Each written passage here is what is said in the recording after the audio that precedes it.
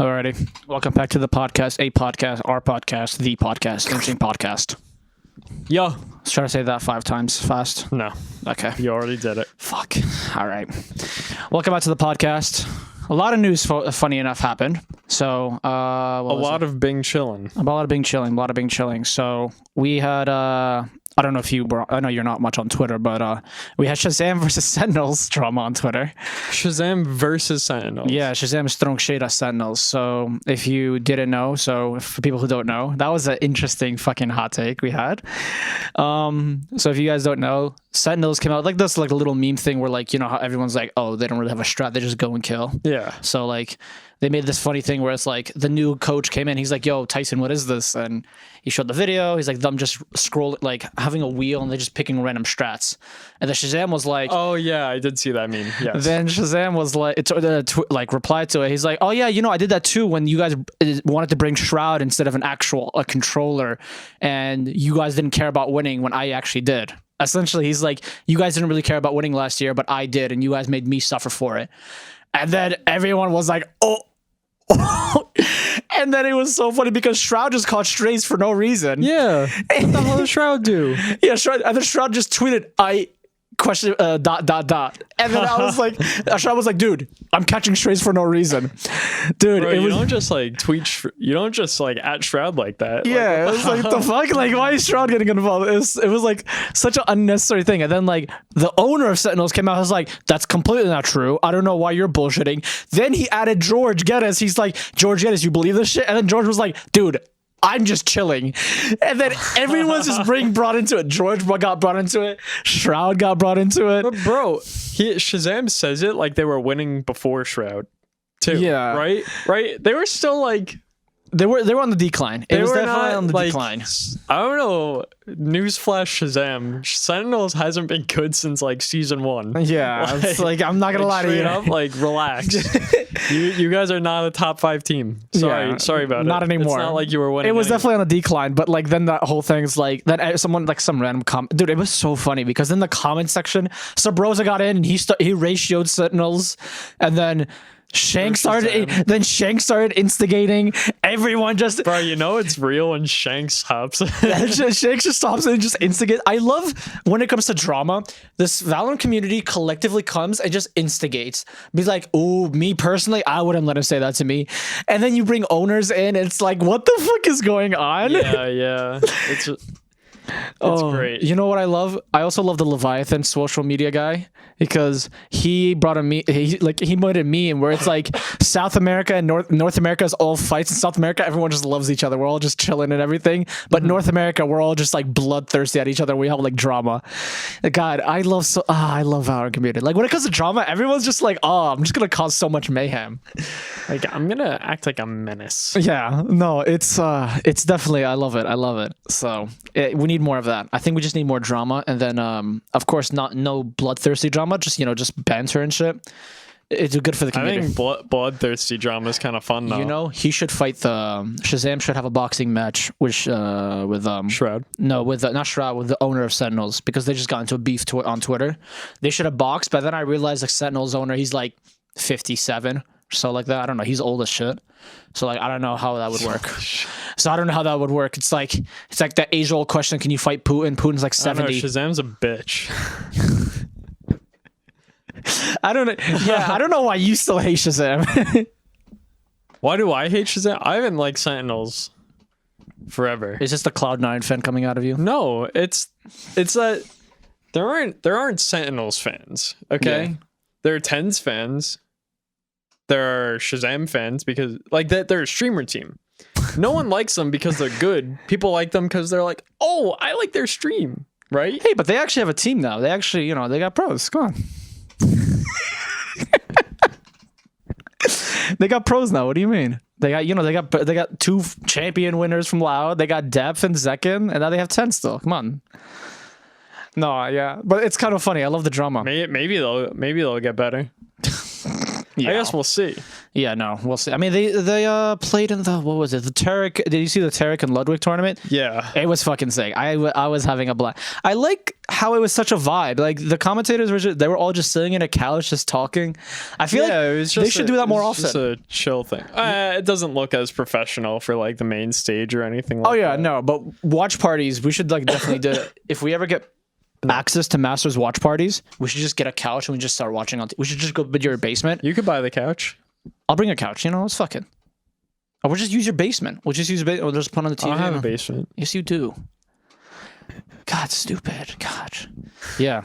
Or if if we even if we go to Japan for Masters, we should bring a couch with us. We should bring a couch. Let's get that through TSA. We should bring a couch with us, and then we should, instead of how everyone has like an analyst desk, now we should just be on the side, just in a couch, just like live streaming it, and, like us watching the Masters in person on a couch. I like it. I think I'll send an email to Riot. I think they'll be approved of that. Hey, I'm just saying, we'll be very unique. Have Riot buy us a custom Inting podcast couch. Just has the Inting podcast logo, everything, or just like a big ass logo on it. Oh yeah. Oh yeah, no. Well, we got the down. We'll have like Dominic from Off the Dome. We'll have him come with us too. Oh, we're chilling. No, we got the whole squad then. When is that starting? To be honest with you, I don't know, but we're starting it right before lock in. Because you gotta start it. You gotta start building the clout soon, so that we could get invited. That's a side thing on top of ours and his shit. So we're already building kind of like that already. Yeah. But no, yeah. Speaking of Riot, I don't know if you saw the announcement for the lock-in tournament. I'm kind of pissed a little bit. What about it? So, all right, how they, how there's 32 teams because they got 2 teams from China now. Yeah. They got EDG and FPX, right? So that's good. They brought China involved. I didn't expect them to be that involved so quickly, so I'm happy about that. Yeah, it's China. Yeah, they need to. That's a lot of fan base right there. So how they're doing it is they split the groups in half, and then there's Group Omega and a Group Alpha. Yes, I saw that. Yeah. So then with that, they say it's a single elimination tournament. So I don't know why they did that. Are they broadcasting every game? Yes, and it's only single elimination. Okay, well then that makes sense. But so imagine I did this, right? Imagine you're like DRX or T1 traveling from Korea to Brazil. That's a 21-hour plane ride, right? That's 21 hours of travel time. Imagine you have to travel, you lose your first match, you gotta travel 21 hours back. You know how furious I'd be fucking be? Like, I have the most pressure because now I'm just there for a week to just get eliminated and go back. Like, I'm not gonna lie. And then like Get fucked. yeah, no, essentially Just be better at the game. it's really Riot really was like, we're gonna do blue lock and we're actually gonna like we're gonna make it into an actual tournament. And if you lose, too bad, you're out. Like one mistake, you're out, essentially. That's how they're doing it. So they really took blue lock and they took that literally. Is it like that all the way up until the finals? Everything. Every game? Every game is a single elimination and then you're done. Interesting. It's a BO3 every match. And then the finals, of course, is a BO5. I think. Okay. Well, then that makes sense. It's not like one map and you're out. No, it's not a one map. It's a BO3, but at the same time, it's kind of like, I feel like the whole thing about a double elimination is like, imagine this team going on a huge lower bracket run. They make it to the finals, like a storyline, I feel like. And then imagine Sentinels. They lose the first round. Yeah.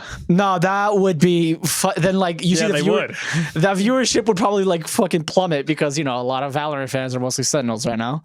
So and that's what I was like. I went on Twitter. I was like, dude, I'm kind of not happy with that because imagine scrimming for 2 months on one team to maybe scrim another team that you rarely meet. Mm-hmm. So like, it's kind of like, especially like a lot of the teams now, they're very new. It's kind of like something where I don't like that. And it's kind of fucked, not even for viewers, but also for players. Well, I mean, this tournament isn't for anything. Right? I think so, you don't get like a master's spot or anything. No, but the only thing is the region gets an extra slot. So that's how it works. Okay. So you know how in League where if you like, for example, if the LCK, they win a world, they get an extra slot for worlds. Okay. So that's what this is for. That's for lock-in. So I understand maybe it's not tie of like, you're not guaranteed a master spot, which is okay, good. If it was then in that case, yeah, you're competing for an extra spot, but almost in your region, it'd almost be better to not have the extra spot because then that's less competition. It's less competition, but you're still gonna go up against what? So it's three regions, and then China. I don't know if China's its own region. I'm not sure. Yeah. If China's its own region, that'd be 4 region because with the Americas, EMEA, and the APAC. But I don't know if China is technically China's like APAC or APAC, but there's such a huge country that I don't know if they're their own separate region. Yeah. So that's what because I know in like for league like South America, I think doesn't South America have like I don't know if they have like only 2 leagues because one Brazil and one just South America for other countries. Oh no. I don't know how a league is, but that's what I was like thinking. I was like I don't know with the lock-in, it's gonna be annoying because I would be pissed as a pro because imagine like.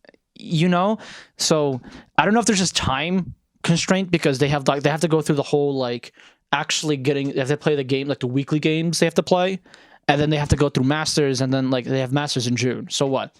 It's a 2-week long tournament. So I was thinking like maybe like I don't know, make them play multiple BO3s on the same day, just as a way of like. I know you want to like time constraint, but in the same time, why make it a single elimination? I feel like it's a waste of time to even travel at that point. Like, I know it's just like, hey, just win the game, forehead, but like, yeah, if you're just like better at the game, you don't have to worry about it, right? I love how like that's some arguments like, bro, just win. I don't know what the issue is. It's like the only people that are mad about it are the people that fucking lose, right? like real talk. It's like. Let's take Sentinels fans, for example. Nobody's going to say shit like if Sentinels keeps winning, but then Sentinels loses game 1. Oh, it's fucking stupid that it's not double elim.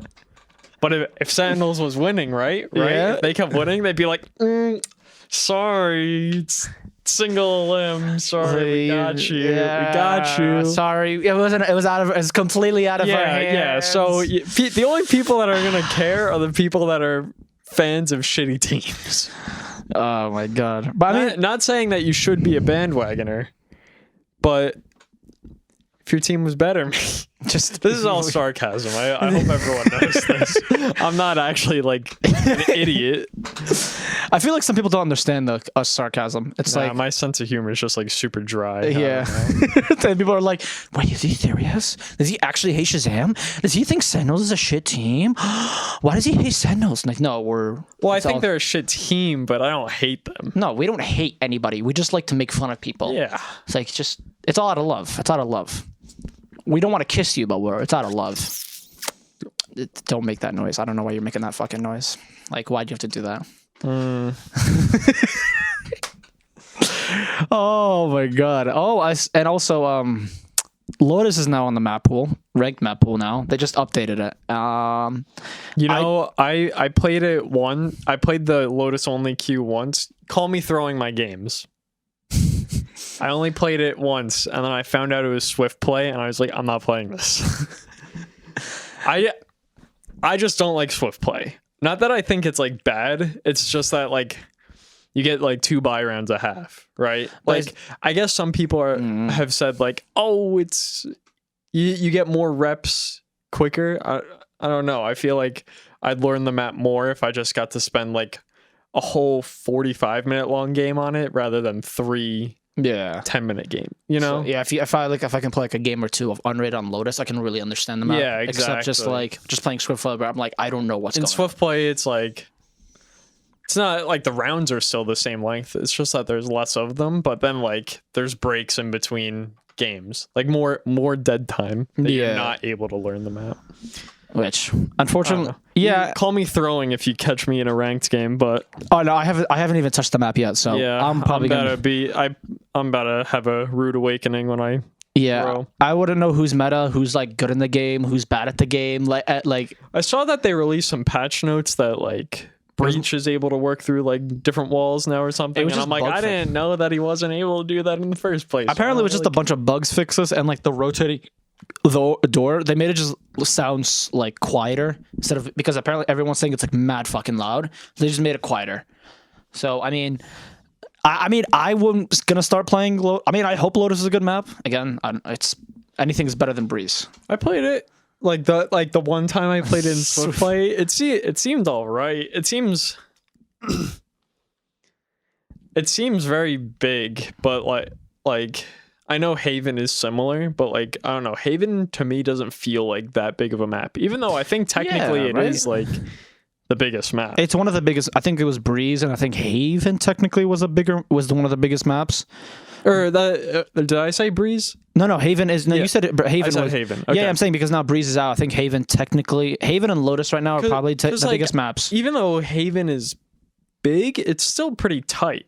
Yeah, it feels small. Though. I've so, like, noticed that. Yeah, in terms of like actual square footage or whatever, yeah, it's big, but I don't know. Lotus, it seems like there's a lot of like scary long sight lines. Like Just Pearl on a like B site. Yeah, Pearl. Like then again, I only played one Swift play game, so like don't Take this with a grain of salt. take this like super seriously. But like I was like, damn, there's a lot of space to not have anything. Yeah, I mean, I was asked. I was like, okay, so I was asking people. I'm like, okay, so what agent is just not good? And he's like, just don't play Brim. Brim is just not a good agent on that map. I'm like, okay, noted. Minus that, I have no idea who else to play. It's big, so That's sense. yeah. And I don't know. I didn't know if they announced it. I don't know if like Lotus is gonna be in the map pool. I'm guessing Lotus is in the map pool for lock-in. So that's always gonna be a thing. It's like, okay, our team's gonna be like, you know what? Let's throw teams off. Let's practice Lotus. Let's see how it goes. Well, like so because now I think ever since Breeze has been out, I feel like so many pros and people have been like voicing like how bad Breeze was. I don't know how bad it. I mean, to be fair, Breeze was good map to watch in pro play. Playing the map itself was awful, but watching it in pro play was pretty fun and enjoyable. I could see that. It's definitely an like, opping map, though. You have to tell it's a very heavy opping map, and I happy that it's not because I feel like now other maps are like. I feel like Breeze was the issue with Breeze. I love how we keep talking about Breeze every episode, but it was just our hatred towards it. But like I feel like Breeze, because it was so wide open, you were able to like op and then able to run away or relocate so you can another location. I feel like in any other map, I feel like it's not that it's hard to op. Opping is on other maps is very In my opinion, it's high kind risk, high reward. yeah, Much higher risk. yeah, which is like that's why in Breeze it felt like anybody could op and then they could get like a 3K and it's just like, dude, like we're already down one player. You could deadass buy 5 ops on Breeze and probably win Yeah, every round. Like it doesn't matter who has the op. It's like you can literally just put anybody. hold a whack ass angle with the op and you're getting one. Yeah. If you get one, then like, oh shit, now the other team is in like distress because like they have so much coverage to do. So I'm happy that maps. I hope Lotus has become an opping map. That's my biggest fear. If it's a op heavy map, then it's already like annoying. Everyone's like, oh, just shoot the op or just like fly. Like, no, brother, the op is very broken in this game. So. I mean, Chamber's in the gone. Thank God, Chamber is like shit now. I don't know if the op is broken. I think it's just that like. I mean, it was broken on Chamber. I would have to agree. It was very broken on Chamber. Yes. And I feel like Chamber was the only one. But I mean, now Jet is just the primary opera now. But like even Jet, I mean, yes, Jet op is probably the strongest op you could play. But like, I don't know. I like opping. I don't play any op agents, and I still do it, and I'm fine at it. Yeah, I feel like, yeah. Like I don't think opping is necessarily broken in Valorant. It's just that like. I don't know. I feel like because of how the game is played, it's just like a little easier to op in Valorant than it is in like say CS:GO. Like the game's just slower. So like even if you get flashed, usually you could timing and still blind shot somebody, right? Yeah. People just move slower in general in Valorant. People are more highlighted in Valorant. Like everyone's got an aura around them. Yeah. So like I don't think like opping is easier for those reasons in my opinion, but I don't necessarily think that opping is busted, especially with how slow the fire rate is and how slow the movement penalty is. So like if your movement isn't like that great, then it's kind of hard for you to get multi kills with it. Like anyone could get one with the op, but I don't think I don't think anybody can get 3 or 4. Yeah. You know. No, for sure. I feel like that. I mean, with op, I feel like notice like no more different agents. I feel like I've been ranked. I've seen like different agents now. People like opping with different agents. I was, it's always like the primary thing. I was like, oh, Jet or Chamber, they're the oppers. But then I've seen now like now Sova. I've seen like Omen now start opping. I've seen like other agents now opping. I've been Cypher opping since day one. Yeah. So speaking of, I've been playing a lot of Astra, and I feel like she's gonna start coming back to meta. I've been playing her a lot, and I'm like, she is a very easy character. In a sense, like, I know Migs is gonna love this. I told him about this, and he's like, yeah. I told him, I was like, let's play Astra. And I'm like, I am able to get my team into sites very easily. Like in most maps so far, I've been playing on Pearl and Haven, those 2 maps, and like when it comes to like, I only have 4 stars, but if I know how to use them, I'm like a god at that. I have been a god at Astra, and I'm surprised. I feel like now, because the one-way thing is now gone with Omen, I feel like now you're probably, I mean, I don't know if, but I can definitely see Astra being played a lot more, because I especially, and with what I'm saying, play or in ranked. I mean, in ranked in general, I mean, ranked, I've been seeing her a lot. Because like, Harbor is still the worst controller right now. I feel like Harbor, he's just... What? Okay, I'm not gonna lie. I started playing like after Harbor came out, and I don't see him get played because apparently he's bad. Why is he so bad? So like his kit seems like it's fine. So like with him, I don't know. So with him, okay. What I think his ult is amazing. So his ult is Every time I get, I mean, I've literally, like I said, I've probably only played against like 4 Harbors since I started playing again. But like his ult is just like, what the fuck do you even do? Yeah, it's a walking concuss. It's an automatic concuss. Yeah, on any location, right? But what's thing about him? What I feel like it lacks is, how do I say this? So like, of course, when you see his wall, you can still shoot it. And like, of course, like you can't, you're able to shoot through smokes. Yeah. But I feel like you know how his wave and like you push it forward.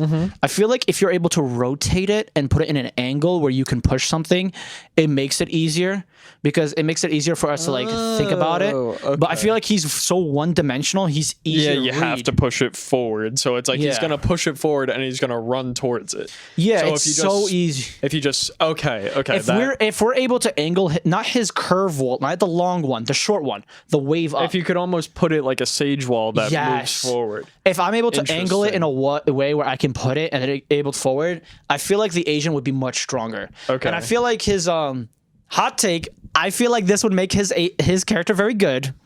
You know how his circle smoke and like it's a shield essentially? Yes. Hot take. It's able to bounce off mollies and lineups. If it's able to do that while it's shielded. What do you mean? So, okay. Think about, all right, other team has a Viper and a Brim. They're playing post plant lineups. Right. Okay. His orb is lit up, has a shield up, right? You know how you can shoot it? Yeah. If his shield is still up and they post plant ult it, oh, you're saying it bounces mollies can bounce. Oh, I thought you meant the shield bounces off mollies. And I was like, no. the hell is it? A giant rubber ball? Yeah. So I was thinking the mollies bounce off it only if the shield is up. I feel like his pick would kind of be his pick would be then pretty he just sick. counters Lineups. Plant. He counters post plant. Counters lineups. Maybe Brimmel goes through it. Yeah, maybe like Brimmel or like Soval. Yeah, I get or that. at least make it like the physical mollies. Maybe make it shatter when a molly hits it or something, or the molly does like X amount of damage. Yeah, just like it does like peck damage and so it rewards you in a way where like because post plant like playing like against like a Viper and a molly who no lineup is just like so useless. Wait, so right now they just go through. They just go through. Okay. So I feel like if they do that, just when the shield is up and then it just pops the molly out. Then he's just like a Viper post plant. He just counters lineups. Brim, yeah. He just That's counters. Actually, I feel like that would make him.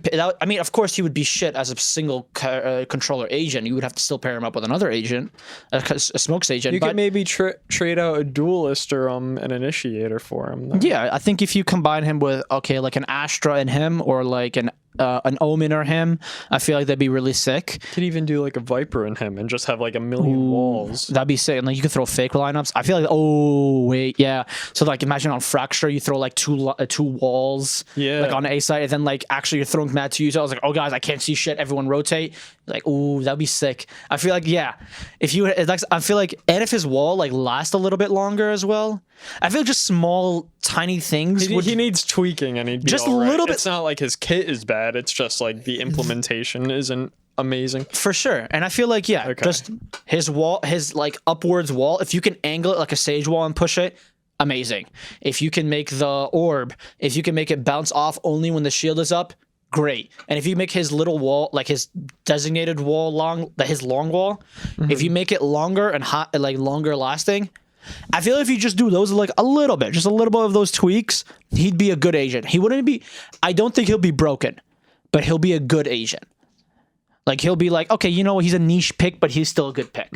He'd be like a situational pick. Yeah, he'll be a situational pick, which is like if you can talk to each other, like, hey, let's do a double controller. Perfect. We could like it'd be sick, and that's what I would think would make him a good agent. Yeah, and then maybe he'd fit. Yeah, he'd fit a bit because better. Again, like we're literally at a game. We're at a state where you can pick any agent and it's fine.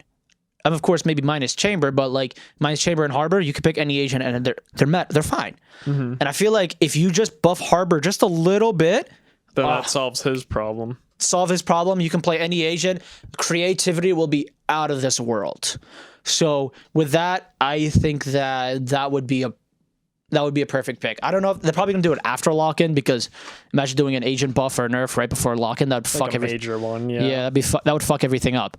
But I would think that would be sick. No, and yeah, no, I've been thinking about that. Yeah, I've also been thinking about I've been watching a lot of like reading a lot of articles and watching a lot of videos about Project L, and like do they have a release date? No release date. I think maybe a beta might come out this year. Or an alpha might come out this year. But I was saying that if it runs anything like Guilty Gear or Dragon Ball FighterZ at all, it's going to be a perfect game. If it runs any of those, because I know it's a tag team game, so there's that. Yeah, from looking at it doesn't look as fast as Gear or as Dragon Ball. Have you ever heard of Killer Instinct before? Yes. To me personally, it looks a lot like that, which it's a little slower, it's a little clunkier, but like, not saying that this looks clunky. It just seems like this is I don't know. I don't think a game like League, especially with how many big beefy boys they have in that game, would function at the pace of Gear. Yeah, you know, if that makes sense. Or maybe even like a Mortal Kombat speed. I don't know. I saw like some of the videos like when they were showing like Echo combos, and Echo looks fucking busted. Echo looks insane. He's gonna watch him. Walk my words. He's gonna come out and he's gonna be busted. Echo looks like a fucking Melty Blood character. Yeah, you can literally solo. You hit like a 40 hit combo, and then you add like a tag team, you can just extend your combo even more. Nah, he's gonna be fucking disgusting. Watch, like just seeing that alone, I was like, he reminds me of, I don't know when you last played Gear, but he reminds me of a lot of like Soul that's right now, like Soul in Guilty Gear. He's fucking disgusting right now. Soul's like Soul's the type of character where even his combo drops, he could just pick it up right away. And he's just like, you can pick it up because he has unblockables. He just has unblockable moves, so he just keeps going over and over and over, and he'll just keep applying unnecessary pressure. And then imagine adding a tag to it. Like imagine adding like a Jinx where she could throw a projectile, where it's just like constant barraging, and then like you'll somehow find like an opening where you'll just continue your combo. He reminds me of a lot like Soul from it, or like any of the like Ultra Instinct Goku from Dragon Ball FighterZ, where they just seem like. That's where my biggest fear is, right, in the game, is where they come out and instantly make a character too broken.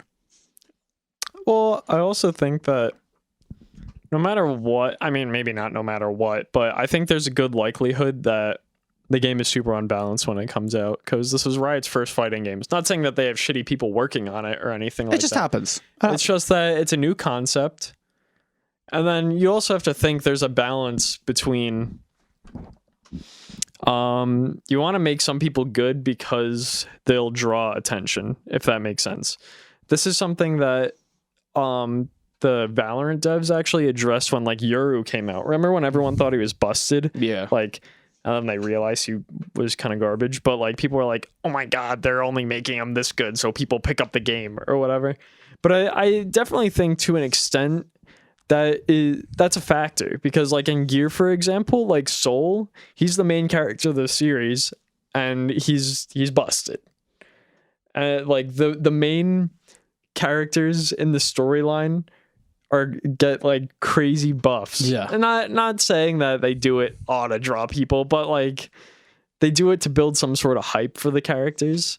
And so I can see either that being a factor or just like, not saying the devs are inexperienced, but Riot Games' first fighting game.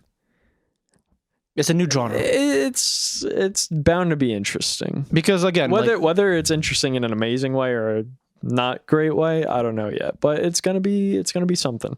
I think with that also, like, you gotta understand, like, it's Riot Games. They've only known MOBAs for like 9 years. So like then they dropped Valorant, and it came out. Let's be serious. Valorant was not a good game at first. It was clunky. It was like a lot of guns were broken. Abilities didn't make no sense. Yeah, exactly. Again, it's not that. It's expected when you have a game company coming into a new genre, making a new genre of game. It's expected for them to make the game bad. It happens. It's not what bad, they do, but just like without polish. It's very unpolished. It happens. Yeah. So it's not what that happens. It's what they do after. They listen to people. It's like, hey, for example, hey, Echo has unlimited combos. That's fucked. We can't counter him. Like, and then he's like, okay. And then they listen. And they fix that. Yeah. When Ray's had 2 nades. And she can satchel, and her Ray's ultimate was fucking disgusting. They cut half her util. Mm-hmm. So it's how they reciprocate when it comes to it's how quickly they're able to adapt. Which I'm not gonna lie. I mean, Valorant, they've been amazing. Good. No, I think Riot has been doing an exceptional job when it comes to Valorant. Again, League, I don't really touch that. I know it's a much harder game to balance. I know. It's gross. I wouldn't touch that. Nope, not touching that. When they have we're playing prop hunt with Nico. I saw one video of that and I was like, I'm never touching this game again. Imagine you running away, then you see a fucking cat jumping on top of you. Like, I'm not playing that game. Bush got legs now. What the fuck?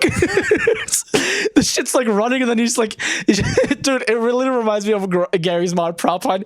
I couldn't unsee it. I was like, there's no way I'm playing this fucking game. I would love to see they have like a replication-esque game mode. Yeah. In League, and I would love to see 5 Nikos versus like, I don't know. Oh my God, imagine like you jungling and it's like, oh, Scuttle Crab, he's walking, then it's like Nico just jumps out to go. It's like, why are there 4 Scuttle Crab? It's just like unnecessary, bro. It's like you just popped out of nowhere. It's like, what the fuck? It's like you go for blue buff and it's like blue buff and like jumps on top of you. It's like, what the fuck? Oh my God, League prop hunt would be so fucking fun. They could totally do that. I think that would be such a fun like extra game mode. Oh my God, that would be so much fun. I don't think it would ever happen though, because they didn't bring back the Christmas map this year, even though it's in the game. They're like, oh, we don't have the resources to bring it back. It's like, the game files are there. So it's right there. I don't have any hope that they put prop hunt in the game when they have game files for other things that aren't able to be put in. Yeah, and I feel like it's kind of interesting because, but again, back to our topic. I feel like when it comes to Project L, which we don't know the name of it, it's expected for the characters to be busted. Of course, on day one, it's released. It happens. And then you're gonna have some characters who are just completely useless. Like, they're just not good. I mean, what was that? What's that fan character? Like the guy that holds the fan in Gear? Anji. He's useless. If you pick him right now, he's all right now. They buffed him, but like he was very bad. Like, if you picked him, you're throwing the game. Like, you yourself are throwing, so you don't need him. And then people can say Potemkin. He's kind of like a niche character, but he's also kind of bad. He's on the bottom end just because he's slow. But yeah, there's the saying, you have to get lucky every time, but I only have to get lucky once. He only has to grab you once and you're gone. But minus that, he's got his name in his ult. Yeah. It's the Potemkin Buster. So like, if your name is in the move, That move is broken. You know it's crazy. No, yeah. But I have confidence in Riot when it comes to game development. Again, they have experience like Valorant. They brought people from CS to come. They're all a bunch of the devs are CS 1.6 pros. The 1.6 pros. They've developed maps in CS:GO and 1.6, and then fighting games. They definitely have people fighting in the game. What my biggest thing is networking. Am I gonna start lagging my ass off when I'm fighting? Because they better got that rollback. That rollback has to be good, because I think that'll make or break. And I'm kind of curious how they're doing ranking system, because I know for Gear they have for their ranking system is more floors. For Dragon Ball Fighters, it's your name. So your name is Ultra Instinct, Super Saiyan 2, Perfect Cell. Like that's a ranking. I can see it being kind of a standard Riot ranking system. Like maybe not the tiers are exactly the same, but the format. So like you'll think like there's three, like for example, there's Diamond, there's like Diamond 1, 2, 3. I think that's probably the safest. So you know how League has Masters and Challengers, Riot has Immortal and Valor and Radiant. So what it's going to be interesting what they're going to add for their highest rank. Yeah, and maybe it'll have to do something with whatever the actual title of Project L ends up being. Yeah, because Valorant was Project A and it was just Valorant. So like now, don't take Project L as like a actual. It's a league fighting game. That's really what it is. So you got to think about that. It's going to be interesting. But I think for the most part, I have trust in Riot. They're going to do a good job. I think they're going to do a fantastic job when it comes to it. But we're going to see the lock-in tournament. We have as of right now, the guest he's solidified right now. Okay. So hopefully by now he goes through with it, because I know he's a little hint. He's playing an LCQ Ascension. I'll just give you that. That's a little hint we'll give you, but we'll see next Friday when the episode comes out. I think we're recording on Saturday or Sunday, one of the other days. But we'll see about that. I think you might like this guest. He's gonna be funny to have on. But for the most part, thank you guys for coming on. Thank you guys for listening. I appreciate you guys. I love you. Bye bye. Bye bye. Love you.